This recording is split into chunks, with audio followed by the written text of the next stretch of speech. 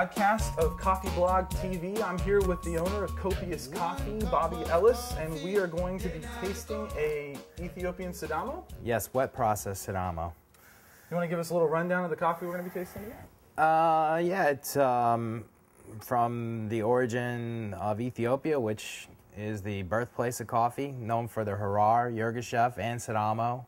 There's also a couple other varietals that come from that area, but those are the most popular. Sidamo is one that I really like. It's got a little bit of a wild taste. It's done in both dry process and wet process. And what I mean by that is it's the way they get the beans, the little seeds out of the cherries. In the dry process or the natural process, which is the most common since they have a lack of water, in those processes, what they do is they pick the cherries and they lay them out, let them dry out in the sun, and then when the little cherry softens, they run it through machines where only the seeds can fall through. In the wet process, they've taken the finest beans and they've put it in water, and that has softened up the skin of the cherry, and then they're able to push those seeds out. What that results in difference-wise is the dry process is a little more wild taste and has a bigger body, and the wet process has a little finer acidity. All right, so I want to get right back to this coffee before it completely cools down because I'm getting some different sensations. I just give you my flavor profile rundown, and then you can kind of tell me what you're getting to. When I first draw it in my mouth, I'm going to do it real quick here.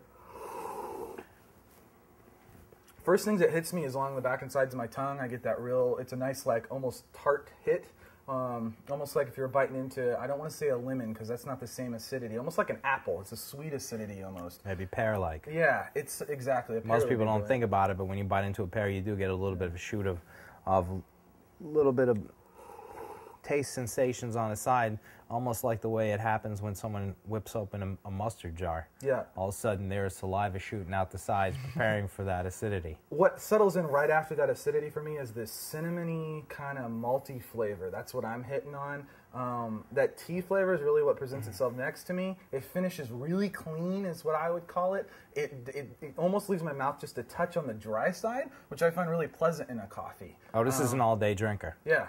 This isn't. You're not going to get tired of this coffee. When you're done, I mean, talking about it right now, when you're done, you just want to fill it back up. Exactly. I'm going to be up like till 4 in the morning. We started shooting this coffee blog at like 10 o'clock tonight, so we're hitting it hard right now. This is my pre-gym workout coffee.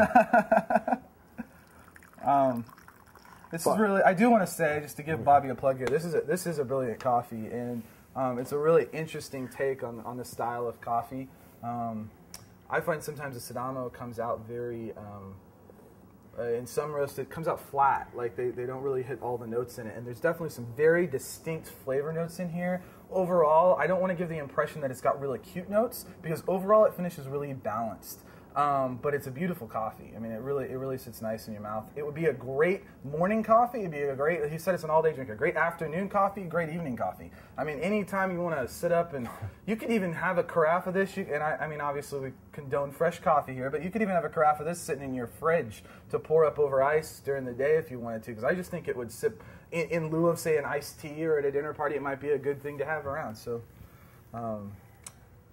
was there anything I didn't pull out of that you might have to say about the different notes you get when you drink it? Well, when you said cinnamon, it kind of touched on something I was kind of thinking, maybe it is cinnamon. Then I kind of thought of, and you really have to have the experience to have tasted what I'm going to say.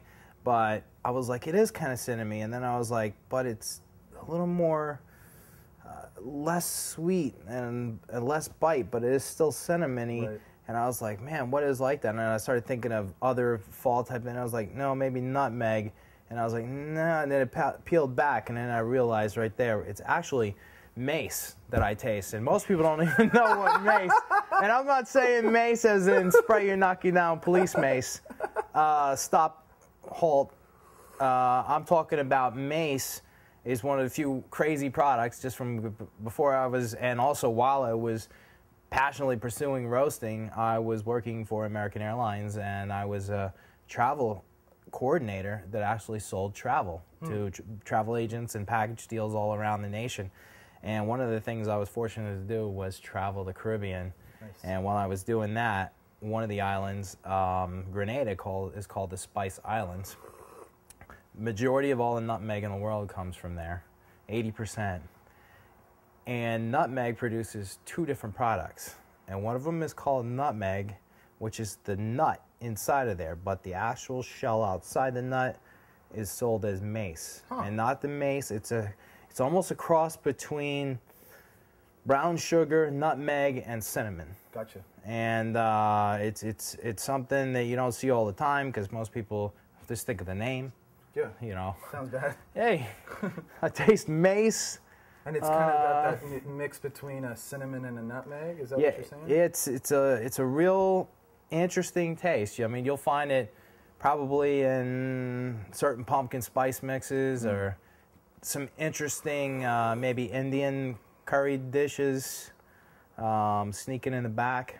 Sure. We probably better sign off, but thanks again. Coffeeblogtv.blog, or no, that's not right. Coffeeblogtv.com or coffeeblogtv on Twitter.